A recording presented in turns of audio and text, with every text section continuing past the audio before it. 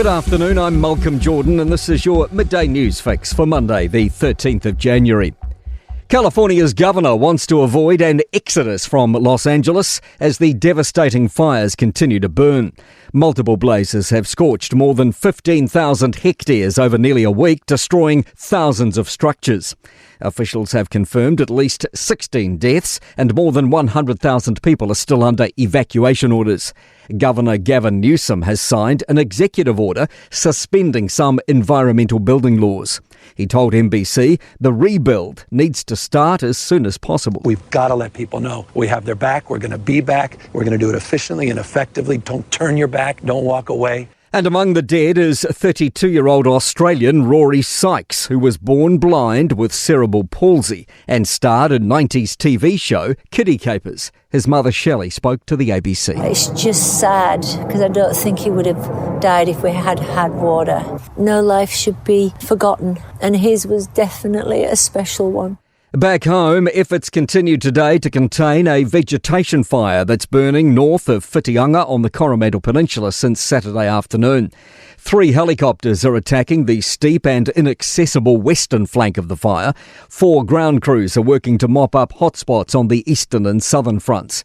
Met Service forecaster Mark Todd told Tim Beveridge there will be some light southerly winds with westerlies coming in from the west coast during the day. They should have pretty average temperatures today.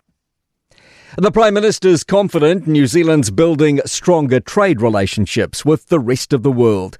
Chris Luxon's off to the United Arab Emirates today for the signing of a deal that'll see duties slashed on 98.5% of Kiwi exports. Two-way trade between the countries is valued at $1.3 billion annually. Luxon says the agreement will come into play from day one. All of those things that face tariffs today, which are costs that are added on by those countries to basically reflect on higher consumer prices, have been removed essentially, and that's fantastic for us. And Luxon will be on the ground for just one day before he returns for the funeral of Nelson police officer Lynn Fleming on Thursday.